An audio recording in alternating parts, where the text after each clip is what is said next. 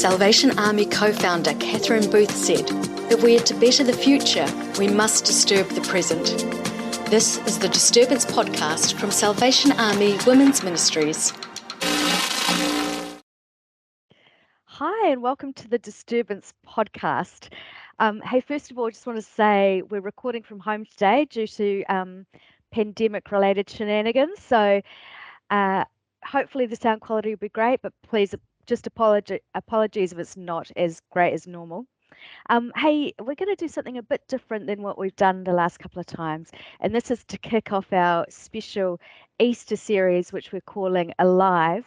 And it's essentially some stories we're sharing of women who are really alive in Christ and whose lives have been transformed by Jesus.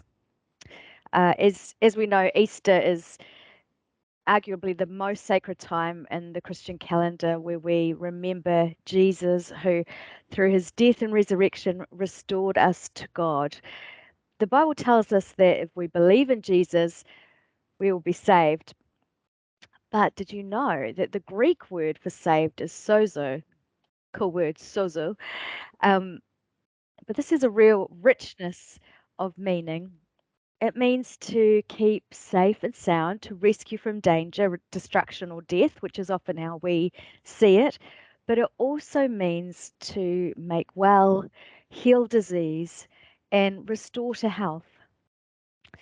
In other words, salvation is not just an eternal meaning. Those of us who journey with Jesus will know that through him we also find healing and wholeness in our lives. And that's what we're talking about today. Jesus is truly alive in us, helping us, healing us, and making us whole. So today it's my great honor to introduce Agnes or Aggie Fane from Porirua. She was first introduced to the army when Major Nikki Dutton visited Aggie and her whānau during a really difficult time in their lives. Aggie has suffered much trauma in her life and didn't really believe in the power of prayer or that God cared about her until she heard the audible voice of God. So Aggie is with us today and she's going to share her story with us. Welcome, Aggie. Thank you so much for joining us. Thank you for having me, Ingrid. Nice to be here. Wonderful.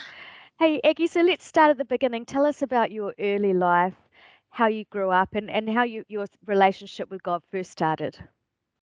Okay, so I grew up in a Methodist church. I think when I was 13, we got moved from Baptist church to Methodist church, a very strict Samoan church. I knew of God through watching adults worship in their way and pray. I knew of him, but I didn't feel him myself at that time. I don't feel any connection to God. I only went by what the adults had taught us. So all our free time as a teenager had to be spent in choir practice, youth practice, learning about our culture, and waking up at 5 o'clock in the morning to do peeled cocoa beans to make Samoan cocoa and sell for fundraising. So I didn't have time to live my teenage life, go out with friends and, enjoy what was out there for teenagers. No movies, nothing. That was a big no-no. Wow. Yeah. So when I turned 21, I decided I was going to rebel at 21. So I started sneaking off and going to nightclubs, drinking, smoking, trying out weed. And that was my way of rebelling against my church. Because to me, it felt like they stole my teenage years. So I was going to get it back at 21. Yeah. And it's like you had the rules and the regulations, but you didn't Yes. have that relationship. Is that what you're there sort of was saying? no connection with God. So to me, I didn't owe anyone anything. I didn't owe God anything. So I wasn't going to sit at home and pray to the God that I haven't seen or heard. Yes. Yeah. And also I didn't experience a boyfriend-girlfriend kind of relationship. And I saw all my friends, having a relationship. And then at 21, I'm like, oh man, I've missed out on so much. I want to know what it's all about. It wasn't really till I was 23 I had met who I thought was the man of my dreams at a nightclub when I had snuck off. Yeah. And a year after, maybe 6 months after seeing him, he had moved in with me and my parents after my big lecture from my parents and being told that it was embarrassing that I had snuck off and found a boyfriend. So he moved in and it felt good at first. A year later, it wasn't until a year had passed that I noticed a change.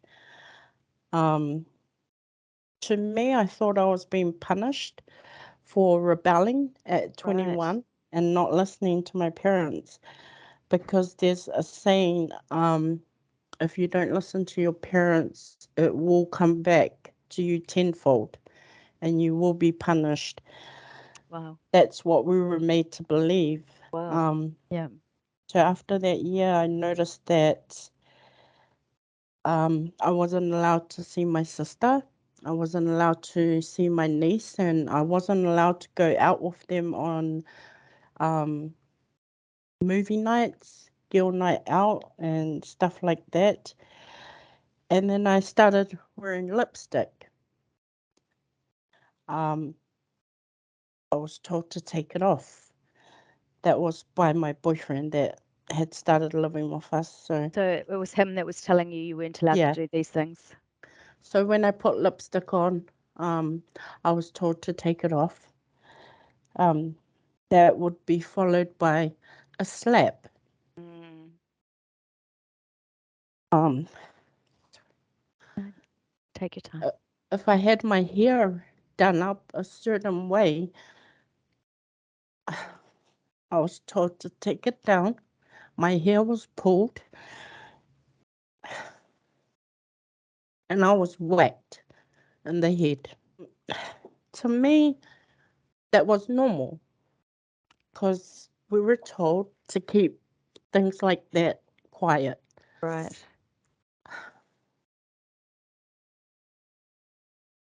So I never thought to open up to my parents or anyone.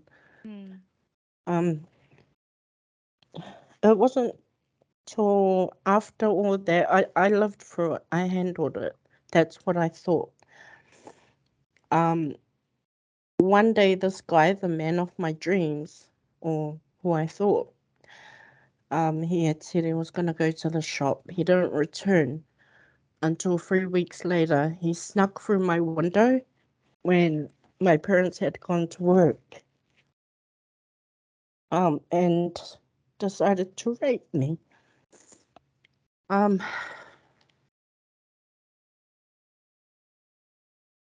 so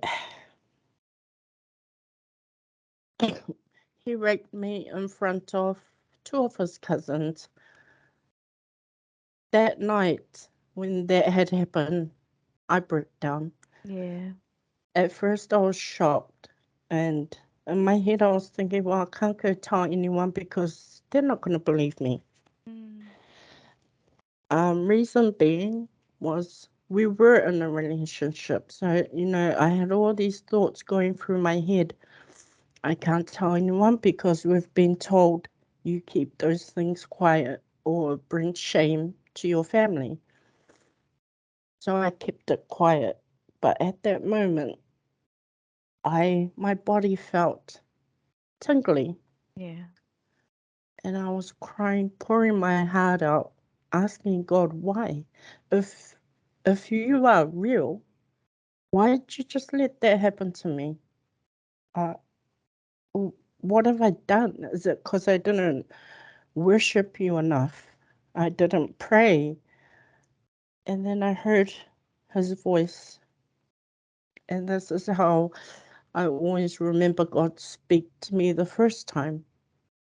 I heard him. And he says to me, this isn't your fault. And then I remember turning around and thinking, who was that? So you heard a Honestly, voice with yeah, your I heard, ears. yeah, and I had goosebumps. Yeah. Every time I tell the story, I always feel that he is there. He wants me to speak up. So he says to me, ah, this isn't your fault. Amen. This is not my work. Yes. And I'm sorry that he's taken so much from you, but I have plans for you. Just trust in me. And then it felt like he picked me up. God picked me up after I showered, still crying. It was almost like he led me to my room, sat me down, laid me down, and then put me to sleep because all I Wow. know is I was knocked out and I slept right through. Wow.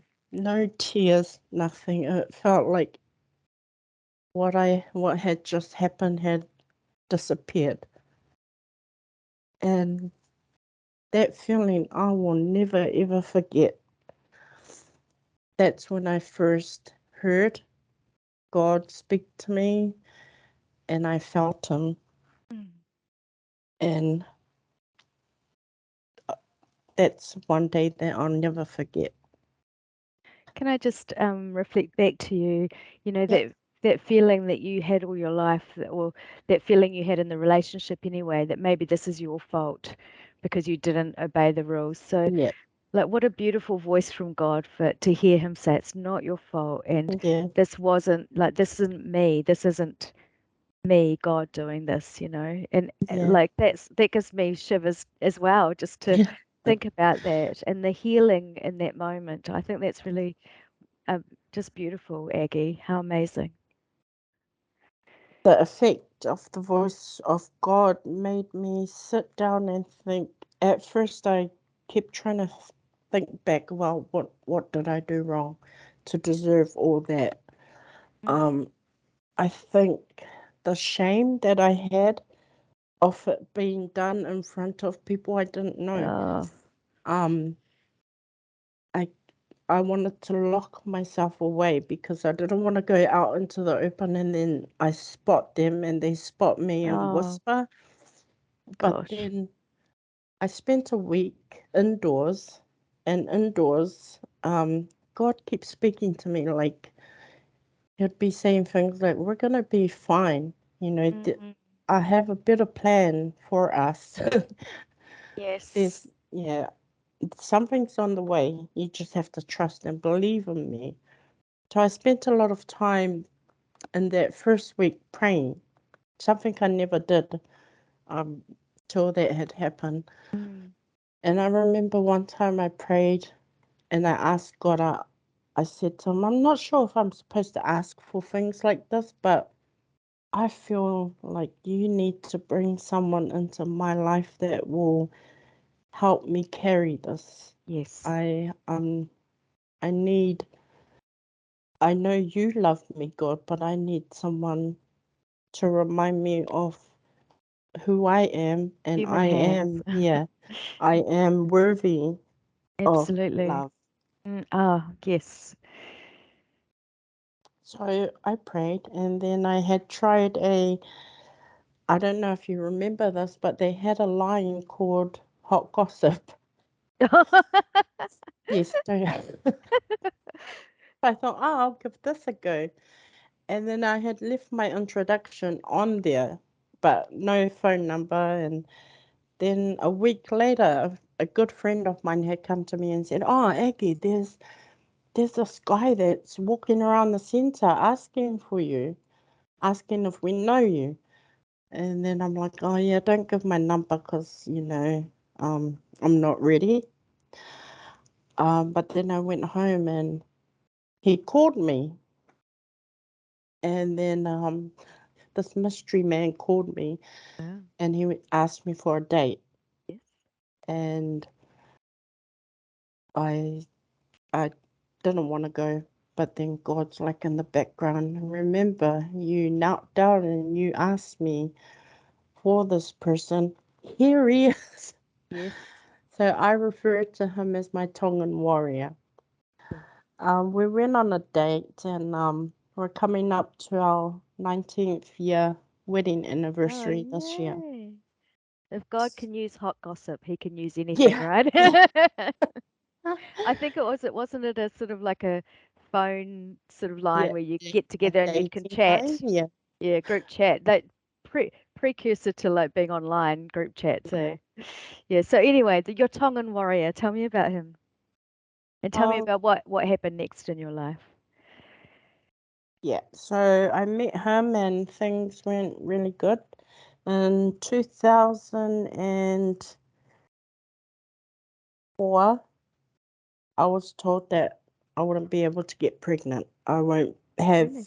yeah. So doctors were like, you're not going to get pregnant. Because at that time I was 150 kg. So they were saying I was overweight. So I just gave up. I said, okay, then kids are not for me. But uh, in 2006, I became pregnant. Yay! My first son. But Wonderful. along with that blessing, I was blessed with gestational diabetes that never went away. Oh, Um, and then 2007, I was blessed again with my second son. that's close together, isn't it? Yeah. So you've got two very close together. And with that, I was blessed with Graves' disease. Oh gosh. And then in 2010, I had the honor and privilege to carry my only baby girl, um, who we miscarried at 4 months. So sorry. So we had lost her on February the 27th, 2010. 2 years later, on the same day, I gave birth to my last son. On the same day that I had lost blessing. So that's how I know, God works. Yes. Um, in 2015, I was diagnosed with MG, myasthenia gravis, which is a musculoskeletal disease. Um, landed me in a wheelchair at that time. And also at that time, my Tongan warrior had decided to join the Mongol mob. Um, it's something that I had begged him not to join up with. That's not how I met him. I wanted him to be who I had met, my warrior. Mm. Can you tell me about, for those of us who don't really understand the whole mob culture, what's the draw? What was the pull for him to get into it? Um, he had a best friend. He didn't have to jump in as in get the hiding like they normally would do. But because he had a best friend that they grew up together, they had accepted him just like that. So it was harder for me to um, put my voice in and tell him no because it was like me fighting against his best friend. And also, you So, were struggling with your own yeah, I very was trying serious to illness. come to terms with being landed in a wheelchair. How was I going to look after the kids? Yeah, Um, I that's needed huge. him at that time, but he had spent so much time already getting into the Mongol mob and leaving me at home. But he had also, he was doing a security job um, at a place that I didn't want him to be as well, which was a strip club. Um, we had, from that time, 2015, our lives changed big time because of Mongol Mob and the strip club. Oh So we gosh. spent a lot of time every day arguing, fighting, um, where he, to the point where he forgot why he had entered my life and what I had been through. So it wasn't until I had found out, because females make good detectives. Yeah. I had found out that he was becoming closer with one of the girls at the club. And I had found out, and first, what I always do is I speak to God before I take any action. So I had asked God, because I wanted to know if this is where you want me to be, give me a sign. If it's not where I'm supposed to be, let him leave me like the first person left me. I remember we had an argument to the point where I had taken my 5-year-old at that time to a point not far from where I live, and it's called the Hawaiian Point, very high mountain top, and you just look down, beautiful rocks and the beach, water. I know of 2 people who have taken their lives there. So I took a drive up there, forgetting that I had my son with me. And I remember jumping out of the car, walking to the edge, and thinking to myself, right, I've had it. This is it. And because I can see my house from that point, I look over to my house and I say my goodbyes. And then I swear I hear God's voice again. And then he's like, me and God have a relationship where he talks to me in a way that I'm comfortable. So for me, he's saying to me, excuse me, what are you doing? Turn around. And then I turn around and I see my son there. And my son's holding out his hand. And he's like, Mom, what are you doing? It's gonna be all right. Are you all right? And tears are just falling. And then God's like, I give you this gift here, this beautiful boy. And that's how you're just gonna do it.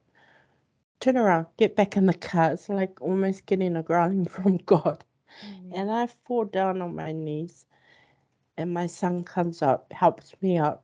He's like, come on, Mum, let's go home. So I get in the car and I get home, sit down, and in the back of my head, God's still talking to me, giving me a lecture. He's like, we've done this before, you know. I will pull you through. I'm picking you up again. I'm gonna carry you through this. And so from there, it was easier for me to say to my husband, you need to make a choice. It's go live the life you want to live and let me live mine, because I need to be happy and deal with what I have in front of me right now. And then things slowly took a turn for the better from there. That's when we meet up with Nikki. So tell me first of all, tell me about your disease and how you were fighting that, and then tell me about how you came to meet Oh, Nikki. my disease. It's not a easy disease to have because it's a rare condition. I'm the only one in Wellington that has it. Oh, wow. So at that time, it was lonely. It still is. But I fought my way out of the wheelchair. So I was in there Wow. 2015, 16, and it was all through prayer and having faith that Is God that was right? going to actually pull me through again. Wow. From the wheelchair, I made baby steps into the walking chair. Yes. Um, I was still being showered by my mum, so I had to go back to being baby. Um, and I hated it. I hated my mum having it felt like I was a burden on her, and that So set my hard. depression in again. Yes, yes, of course. Um, so yeah, battling all that, I had to get strong in my faith in God and just lay it all on Him again. And once I did that in the prayers, and I found out that prayers were going through all the way into Auckland Yeah. at that time through our Samoan churches. Mm. And I found the strength to come out of that wheelchair because I also had to fight for my boys because Yes, I wasn't absolutely. sure where my marriage was going Yeah, at that time. So I fought for them. yeah, And to me, I'd say that's been the hardest battle of my life was that point, 2015, that from that year it's built who I am. The rape, to me, it didn't mold who I really am today. It's mm, 2015 that that's where I just really just took off when that battle. me and Yeah, God had this kind of connection going where He speaks to me in a way that I understand and I yes. can talk to Him in any way. He still loves me. Mm, It's just some big boulders in the way, but we get over them. mm. And And I my think like marriage is stronger now. Yeah, things are much better for us. wonderful. And I think just going back to sort of that first time you heard from God where he said, this isn't my doing and this isn't your Yeah, fault. Like these things that happen in our lives are not God's doing or what he wants for us, but he does walk with us through them. And that's yeah, what I really see in your life, what's happened through yeah. all the difficult things that you've been through. So tell me about how you met Nikki and how you came to be involved in the army. Hmm. So I had found out, being the good detective I am, I had found out that my niece was seeing one of my husband's members behind our backs. So um, she was so in love with this guy, but I had already known a bit of his background, and I had tried to warn her away from him because I already knew that he had beaten up his ex-partner, and then he had left her with two babies. Mm. So I didn't want my niece going down the same path. I wanted something better for her. We had found out they had been dating and sleeping together. And then I had rung my brother thinking I was clever, and I had told him, I don't think it's good and things like that.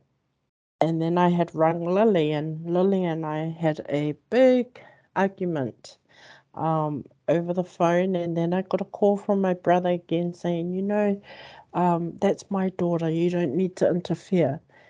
From today onwards, I don't know you. You're not my Oh, sister. You oh, don't ever speak or try and hit, which I didn't, my daughter that way. So my brother disowned me. I'd say oh, that went on for a year. wow. Um, it broke my heart, but when someone does that, disowns you, what else can you do? Um, yeah, a year later, I got a call at about 2 o'clock in the morning that there were a lot of police and ambulance at Lily's house, and then my sister said to me, "Look, look, let's go." And then God's like, "Get up and go, because if it's bad and you don't get to say what you want to say, you're gonna regret it." Mm, So I went to ICU, not realizing she was in ICU. wow. I walk into the room and I remember just falling on the ground because her face was all bruised up and she could hardly open her eyes. She could hardly speak. Her face was just swollen up and purple, and the anger that I had felt towards the guy, until Lily spoke to me and she had said, Auntie, please forgive me. I'm sorry, it's my fault. And then I took what God said. I said, Lily, this isn't your fault. This isn't God's plan. What I was trying to tell you all that time, Lily, was there's something better for you. And that moment when she asked me to forgive her, I said, there's nothing to forgive. I've always loved you. You just needed to learn. And unfortunately, you're here. But we had almost lost her. And I prayed with Lily, and my brother had come over the next day, and he normally would ignore me, but he had come up to me, grabbed me, and held me so tight and started crying and said, please forgive me. I know what you were trying to do now. And then in the evening, we had a knock on the door. And then my mum hates it when people just turn up and we haven't cleaned up. Oh. So she's like, who's at the door? Who's at the door? And we opened the door. My mum opened it, and I'm like, it just felt like someone was sent to that front door to save us again. And we open it, and there's this beautiful angel standing there. That's what we call Nikki. And that beautiful angel, what was her name? Nikki Dutton from Porirua. And she walks in like she owns the house. And she's like, oh, I'm going to pray. Uh, I'm here to pray with you.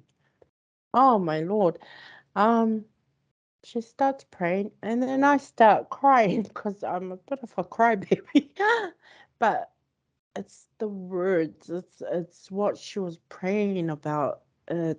My body was all tingly again, and I kept thinking to myself, I'm at the wrong church. Because at that time, we were still at the Psalm 1 church. 20 plus years I spent my life there.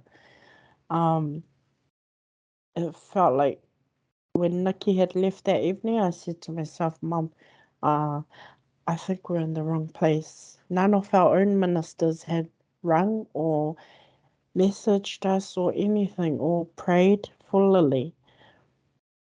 And to have someone that we didn't even know just come over to our house and pray for us, I'll never forget that feeling. I'm always grateful to Nikki for coming over that evening, because things got better for me and my family, and Lily went into recovery for her brain injury that So she's. she really got beaten up to the point where Oh she's in yeah, ICU. Yeah, she that's so horrifying. she's still recovering. Yeah. How long ago was that? That was 2 years now. And she's still Yeah. recovering from that. Oh yeah. She when she got moved from ICU into the brain rehab place, she was functioning at a 11-year-old, but she's 21. But So the tragic. strength I see in Lily, after Salvation Army had sent prayers everywhere for Lily, the strength that we saw in her recovery, oh my God, she came back um stronger. She wasn't supposed to remember stuff. She always says to us, oh, Nana, do you know this man? And my mum's like, who? And she writes down God's name. And she goes, Oh, this man. And then my mum said, yeah, I know God. And she's like, yeah, because he was with me when I got hurt, when that man, because she can't remember the boyfriend's name, he was with me, and he told me he was gonna look after me. So that's how I know. Doesn't matter what she endured that night. God protected her.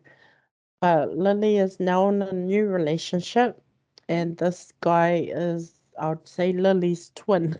Oh, They were great. made for each other. Oh, They've both struggled with brain injury, and Lily is now pregnant, oh, and beautiful. she's really happy about that. Oh, that's We redemption. all are, That's yeah. so awesome.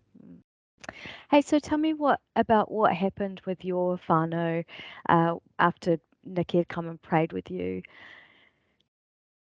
Ooh, my family, my parents were really strict. I never thought they would ever leave their church because my mum was the minister for our Samoan church. Mm.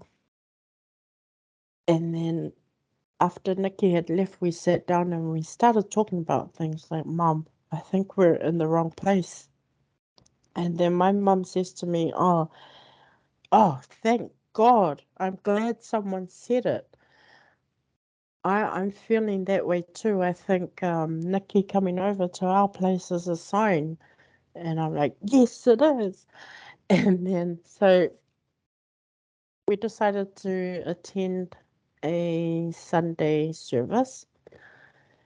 We had walked in, and the first person we had met was Nikki again, because Nikki likes to hang around.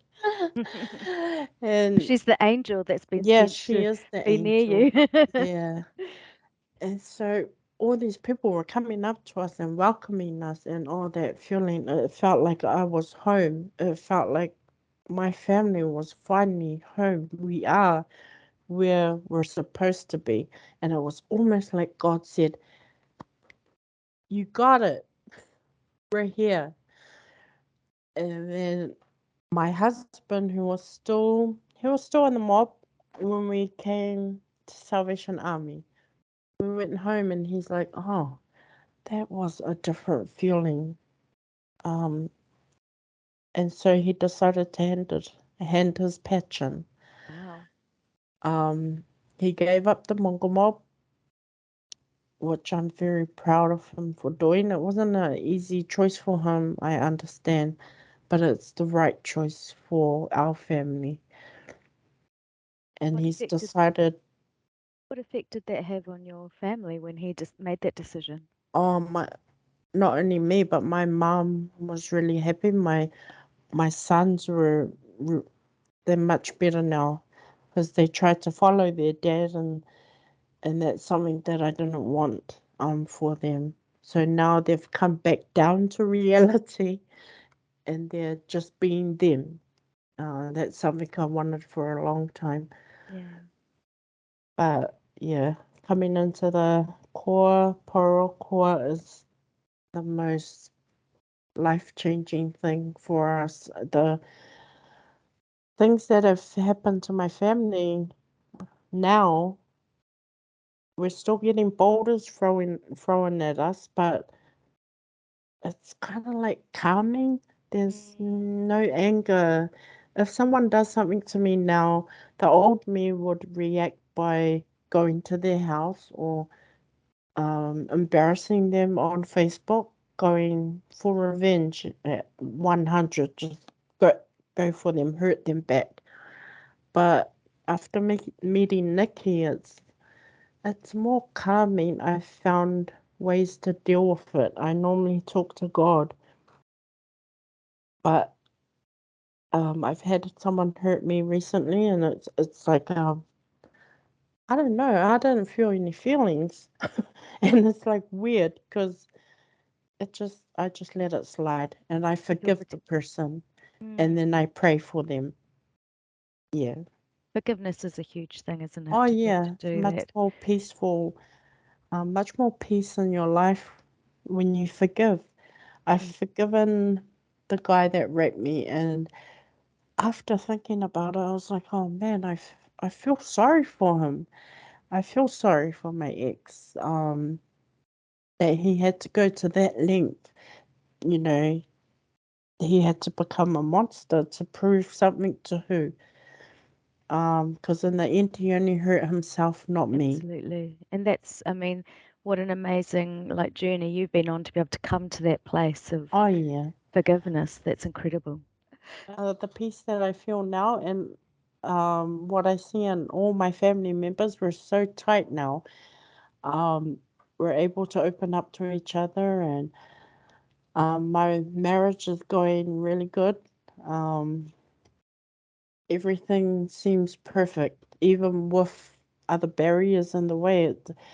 If you give it all to God and you pray, not those prayers where you're not feeling it, you have to actually feel it.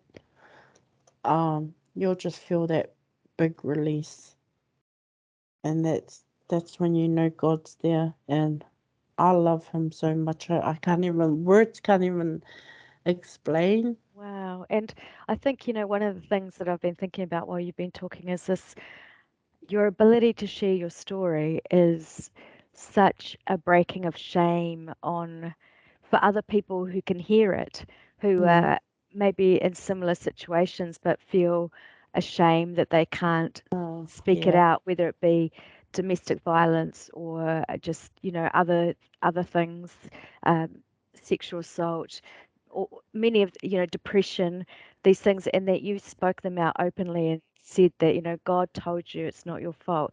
That's going to be so freeing for other people to hear that as well. yeah. I hope that if there are any women out there like me who are listening to my story and still thinking that, oh, I can't tell anyone because it's so embarrassing, or they're feeling the guilt. Don't feel any guilt. It's not your it's not your guilt to carry. Absolutely. You weren't the problem, but there are ways to overcome. Um, don't ever be ashamed of your own story. By Amen. telling someone your story, you're actually saving someone. Absolutely. That's what I always believe. Amen. I so agree. And it's been so brave of you, Agnes, and I just want to thank you so much for your openness and vulnerability and sharing your story. I was actually thinking when you were talking about how calm you are now, that, Yeah. this is our Easter series and we're going to be celebrating Easter. And when Jesus rose from the dead, the first thing he said is like, peace be with you. And I feel like you're living that out now. The word Jesus used was shalom, which is means everything restored and made as it should be. And it's like you're living out that peace. You're an example of that peace of Jesus, and he's really living in you. Thank you so much, Agnes, for sharing your story. It's been a real blessing to be able to listen to it. And I know it's going to just bless so many other women.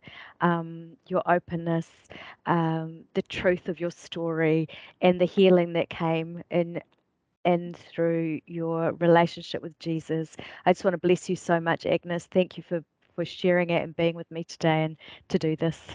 Thank you for giving me the opportunity. It's been a pleasure.